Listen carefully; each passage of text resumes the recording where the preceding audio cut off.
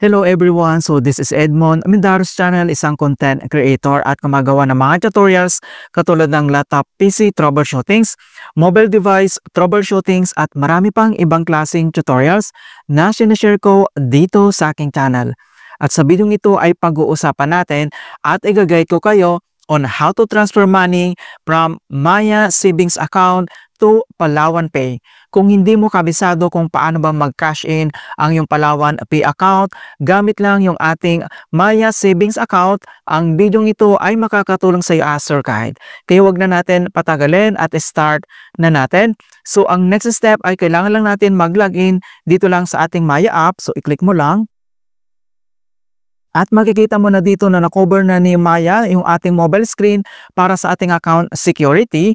So kailangan lang natin mag-login dito gamit yung ating biometrics dahil activated na ito, or pwede mo naman gamitin ang yung Maya na PIN. Okay, so tap lang natin dito sa mobile screen ang ating fingerprint na registered para ma-open kaagad natin yung ating account. Ayan, so makita mo na dito na na-open na natin yung ating Maya profile homepage. So dito naman, so may dalawang option dito sa Maya.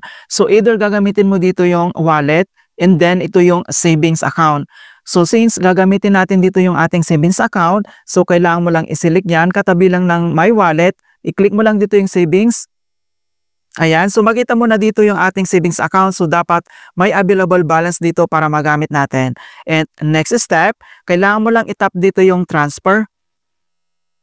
So dito sa select a destinations, kailangan mo lang i-select dito yung other banks and wallets. So i-click mo lang. At dito na sa choose a bank or search bank, so kailangan lang natin i-search dito. Kailangan mo lang i-type dito yung Palawan Pay.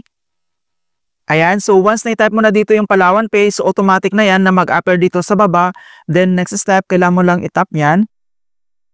At dito na tayo sa transfer to other bank. Then makita mo na dito yung ating savings account dahil yan yung gagamitin natin sa ating Maya app. And then next step ay kailangan lang natin enter dito yung ating Palawan Pay na registered. So dito sa box, fill out lang natin. Once na fill out mo na dito yung account name and then account number, so ibig sabihin yan, kailangan mo lang enter dito yung Palawan Pay na register na mobile number mo. So dito lang sa box and then fill out ulit natin.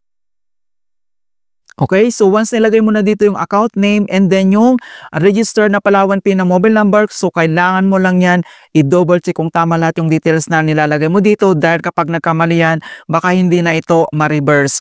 Okay, so once nilagay mo na yung details, account name and then account number, then next, transfer amount. So ilagay mo lang dito kung magkano yung ta-transfer mo. So fill out lang natin.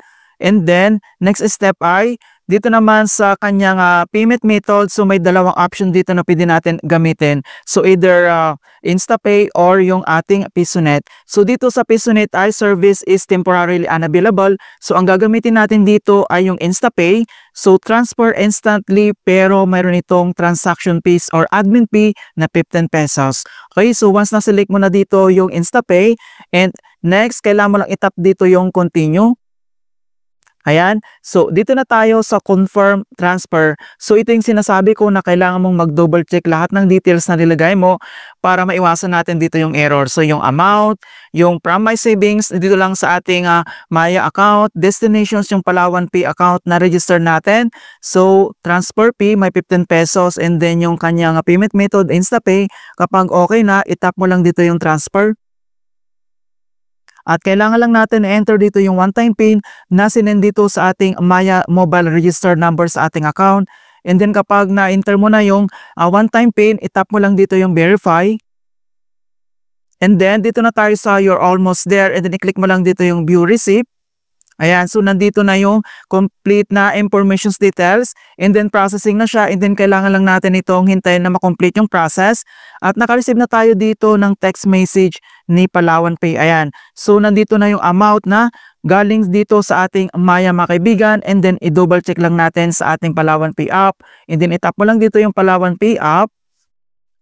Ayan, so makita mo na dito na nag-reflect na yung amount dito, napakabilis lang at dito lang sa top right corner, i-click mo lang dito yung notifications and then nandito na yung transaction details na money received via InstaPay. So ito yung galing sa ating Maya app mga kaibigan. Okay, so napakabilis lang talaga kung paano mag-top up or mag-cash in dito lang sa ating Palawan Pay account gamit lang sa ating Maya mga kaibigan. In hope na nakapagbigay ako ng konting kaalaman at guide tungkol sa Maya tutorials. Thank you guys and see you in my next tutorials.